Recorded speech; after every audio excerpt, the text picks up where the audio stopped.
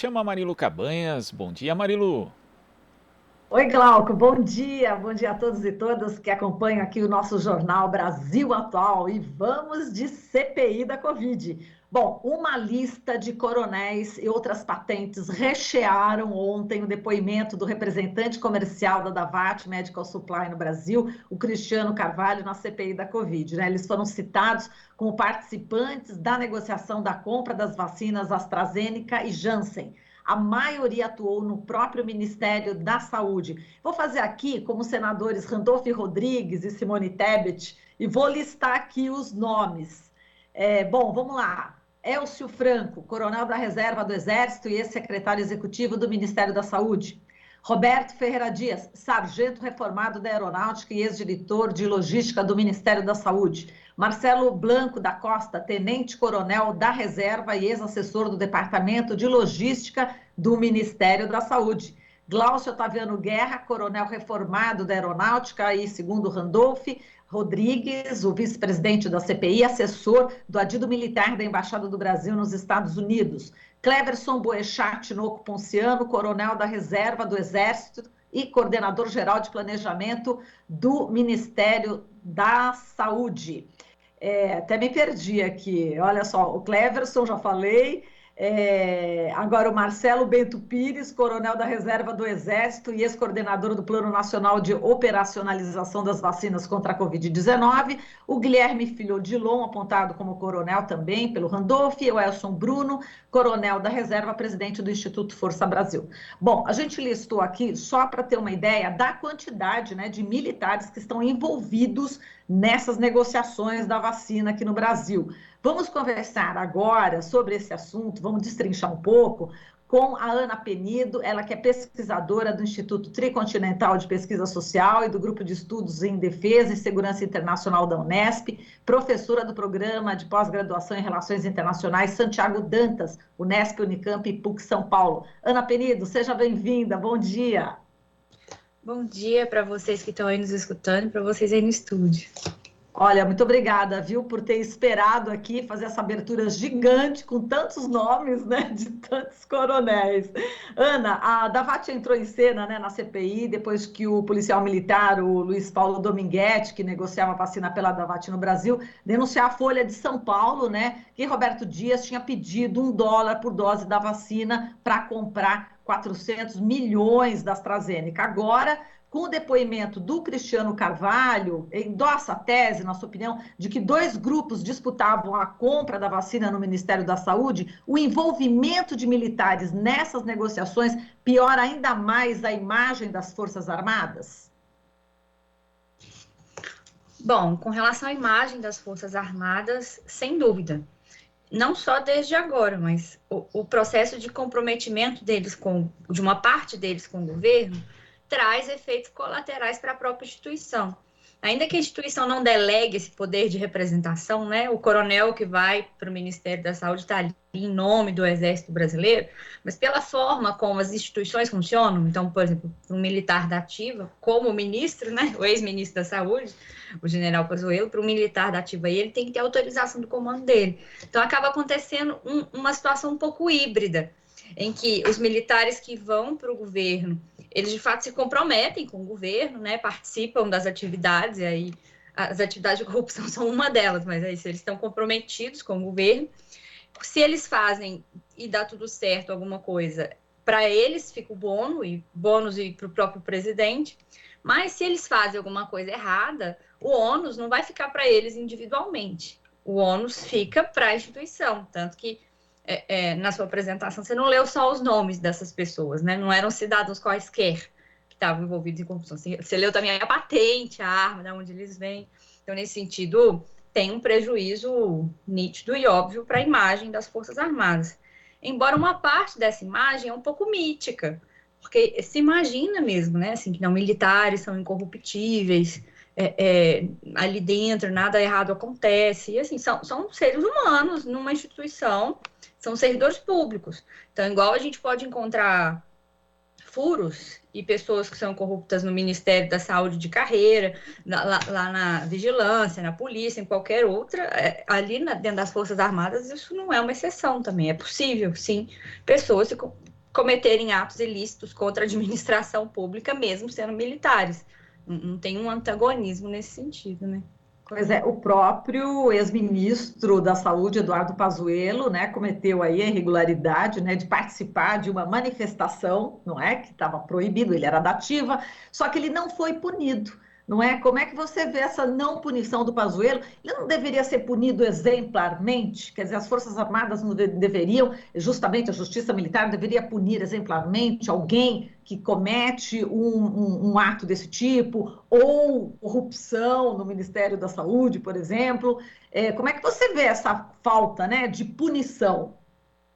Eu acho que é uma boa oportunidade para se discutir como funciona a justiça militar.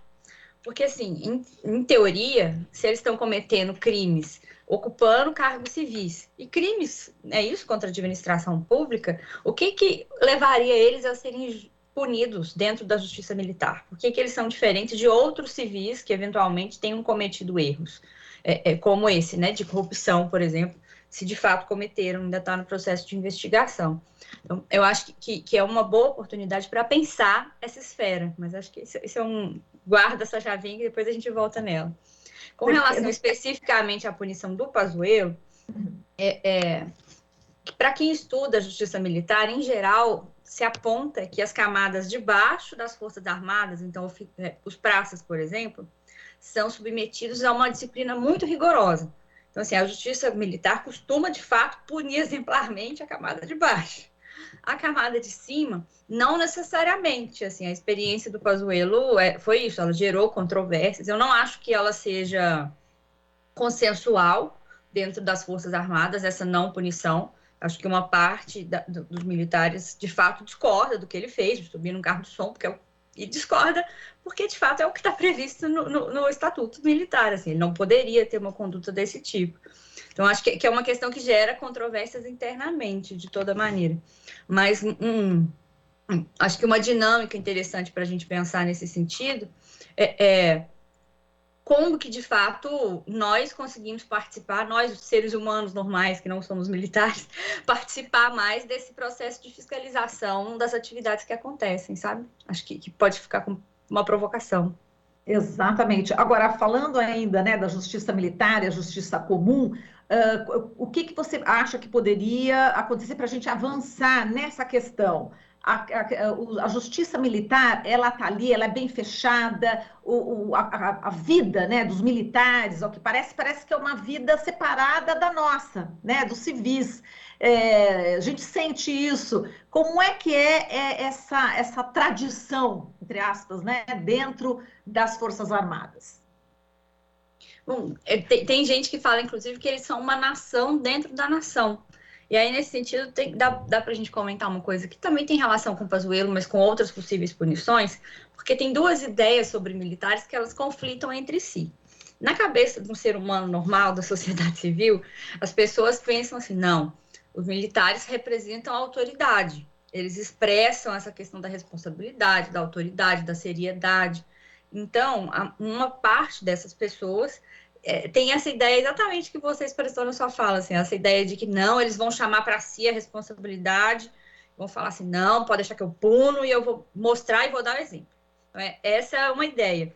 Mas, na verdade, assim, para quando a gente estuda Forças Armadas, as Forças Armadas elas são extremamente corporativas. E não é corporativa tipo médico, ou jornalista, ou advogado, ou sei lá, outras profissões. As Forças Armadas, eles de fato organizam o âmbito privado deles junto com o âmbito da profissão. Por isso que eles falam em família militar, sabe? Essa ideia de corporativismo, ela é forte.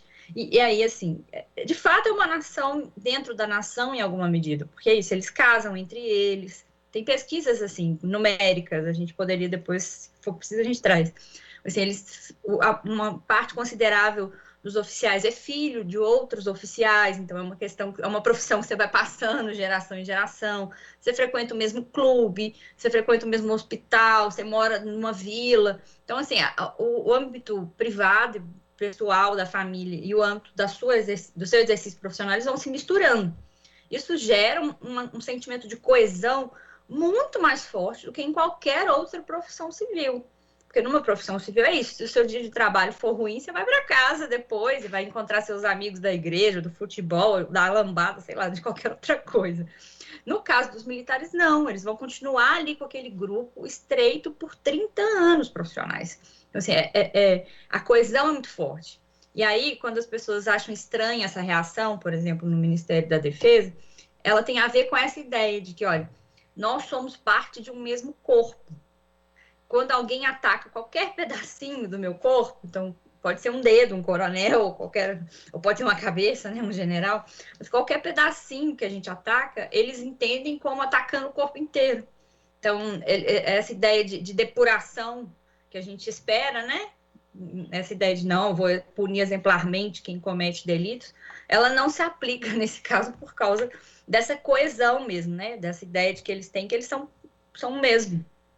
Exato, e a gente pode lembrar com essa sua fala daquela nota, né, do ministro, enfim, da Defesa das Forças Armadas, que fez, no caso aí, criticou o presidente da CPI, Omar Aziz, só que também teve aí o aval dos ministros da Aeronáutica, Exército e Marinha. Quer dizer, na sua opinião, é grave ser endossado por esses ministros, já que o ministro da Defesa está ali, é o ministro da Defesa do governo Bolsonaro. Agora, os ministros de cada arma também terem assinado, na sua opinião, como é que você avalia?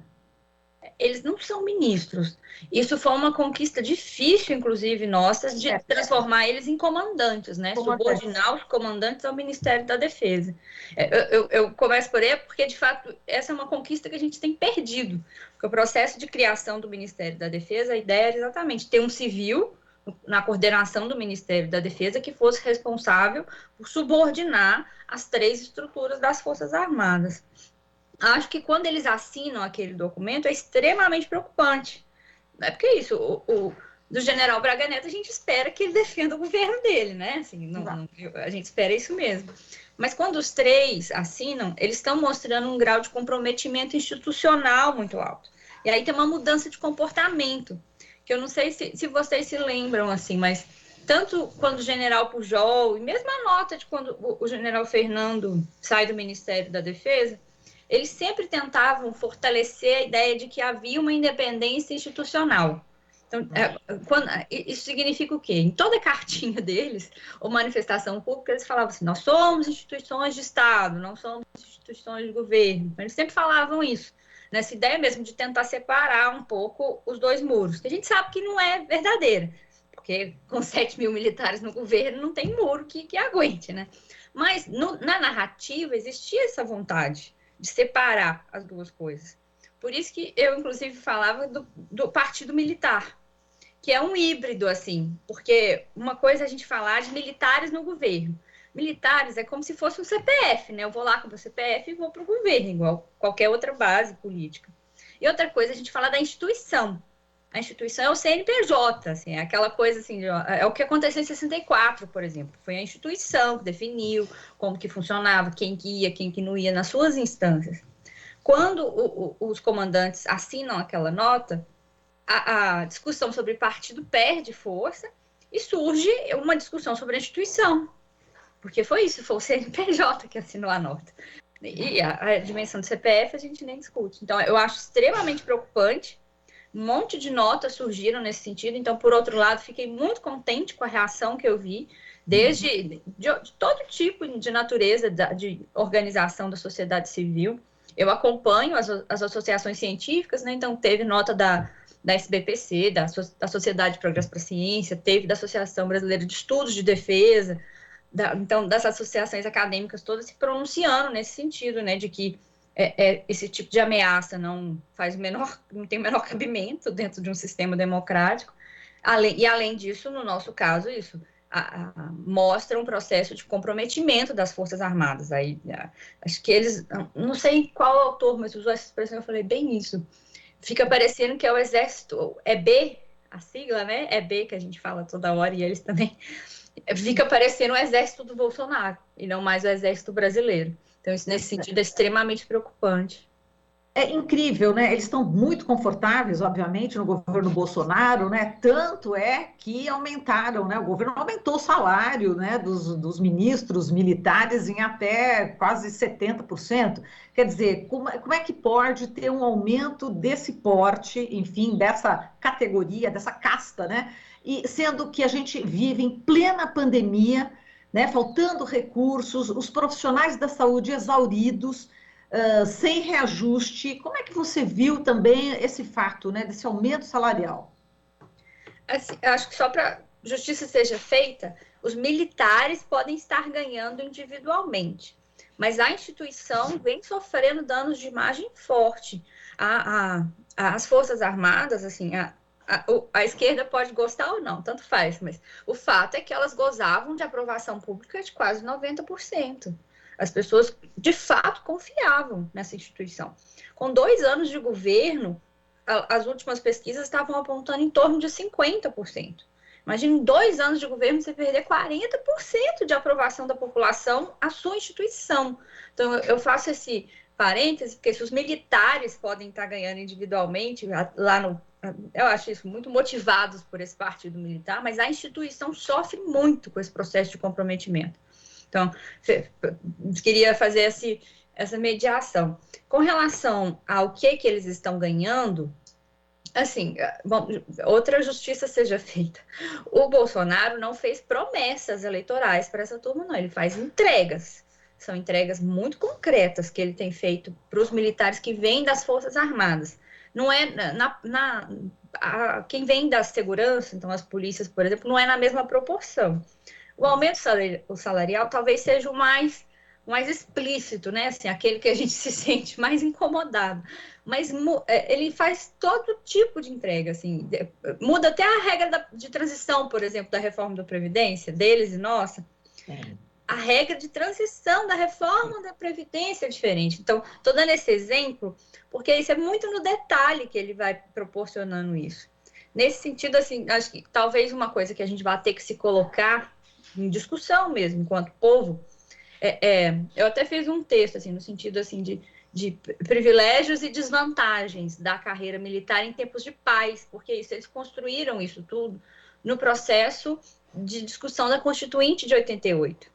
Na Constituinte, eles mantiveram um conjunto de prerrogativas que eles já tinham por causa da época da ditadura militar. Então, assim, e isso não foi desconstruído. Então, assim, foi como se a nossa Constituinte deixasse uma lacuna mesmo. Então, em algum momento, a gente vai ter que voltar para estudar e analisar um pouco melhor essa lacuna de pensar como que as Forças Armadas podem ser empregadas, qual que é o perfil que elas têm que ter, quais direitos trabalhistas elas têm, uma vez que é isso, a gente tem que entender que eles são servidores públicos, né? Não são deuses, nem mitos, nem resolvem todos os problemas, salvadores da nação, eles são servidores públicos. Que nós pagamos, Ana. Nós que pagamos. Nós, qualquer cidadão brasileiro que paga para qualquer servidor público. Exato. E, Ana, vamos falar um pouquinho aqui do projeto de lei antiterrorista. Você acha que é importante discutir isso aí para enfrentar a militarização da política? A Câmara dos Deputados já instalou uma comissão especial para discutir esse projeto que altera essa lei. Fala um pouquinho sobre ela. Olha, que bom que vocês pautaram isso, porque eu acho que é o assunto mais importante desse momento, assim, embora a CPI chame muita atenção, mas é porque isso, o projeto de lei, ele literalmente altera a forma como as organizações sociais podem se colocar na arena política. Ela praticamente associa determinadas ideologias políticas à possibilidade de comissão de atos de terrorismo. E quando você comete um ato de terrorismo, tem um arcabouço de possibilidades, assim, de repressão, infiltração, vigilância, que se abre. Então, assim, eu acho extremamente preocupante, não é uma coisa de curto prazo, porque eu acho que quando você traz a palavra militarização, é uma boa palavra, porque o processo de ida dos militares para o governo Bolsonaro, ele não se reverte assim. Então, não é só uma questão os 6 mil que estão lá saíram de lá. Não, militarizar é quando você passa a pensar a política a partir de uma lógica militar. A lógica militar é a de amigo e inimigo. E é assim mesmo, assim, porque você está se preparando para um cenário de guerra. O problema é quando você traz a lógica militar para a lógica política. Então, no Congresso, por exemplo, você vê uma pessoa que tem uma opinião diferente de você, conversar e tentar achar a melhor solução e alternativa possível para o país, né? Não, você adota uma lógica de eliminação do outro. De divergências não são saudáveis, divergências passam a ser isso, motivo para eliminação. Então, eu acho o PL extremamente preocupante. Ele está tramitando muito rápido. A própria ONU já se manifestou nesse sentido, duramente levantando motivos mesmo de por que não aprovar legislações desse tipo. Ela traz um monte de pontos no sentido das violações aos direitos humanos. Mas eu acrescentaria assim, o que é terrorismo, gente? Não existem grupos terroristas, existem atos terroristas. Então, ou seja, qualquer grupo pode lançar mão de atos terroristas. Historicamente, quem mais lançou mão de atos terroristas foi o Estado. Então, a América Latina conviveu com o terrorismo estatal durante as ditaduras, por exemplo. Mas, de toda forma, atos terroristas são direcionados a pessoas. E aí não é direcionado àquela pessoa que é morta, por exemplo. As principais vítimas de atos terroristas são os que ficam com medo. Que a ideia do terrorismo é espalhar o terror mesmo, o medo, que você mude a sua rotina porque você tem medo de alguma coisa. É o contrário do que o movimento social faz, que o movimento sindical faz. Mesmo partidos políticos, à direita ou à esquerda. Quando eles ocupam as ruas, e aí vai desde as manifestações que derrubaram a Dilma, ou mesmo essas últimas manifestações que estão enfrentando o Bolsonaro, eles estão ali para ganhar simpatia da população, para suas causas. Isso pode ser feito com manifestação, distribuindo alimento. O objetivo de movimentos são ganhar adeptos simpáticos, né? Mostrar para a população, para o Estado, principalmente, que tem lacunas. Falta saúde, falta educação, falta qualquer coisa. O terrorismo, não. O terrorismo, a intenção dele é provocar o medo nas pessoas. A paralisia, que elas deixem de fazer coisas. E uma última coisa, só para comentar também sobre o PL, que eu acho extremamente grave, o PL fala muito sobre terrorismo contra coisas, objetos. Não existe terrorismo contra coisas, mesmo se forem infraestruturas críticas. As vítimas de terrorismo são pessoas.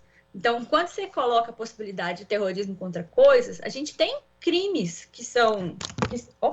A gente tem crimes que tem essa dinâmica. A minha gatinha pulou na câmera aqui. A gente tem crimes que são contra coisas. Crimes contra o patrimônio, público ou privado. Isso são danos, né? Você pode ser preso e julgado por cometer um dano a um patrimônio. Você não está sendo terrorista porque você quebrou uma vidraça. Não é uma prática terrorista. Você não fez nenhuma vítima, por exemplo. Então, acho que é uma discussão importante, guarda um monte de coisinhas assim, sabe aquelas cascas de banana, onde a gente escorrega, guarda um monte. Eu acho que, pela proposta do relator, a ideia dele é votar no meio de setembro, então, assim, a gente, é uma coisa muito, muito relevante e que está indo muito rápido.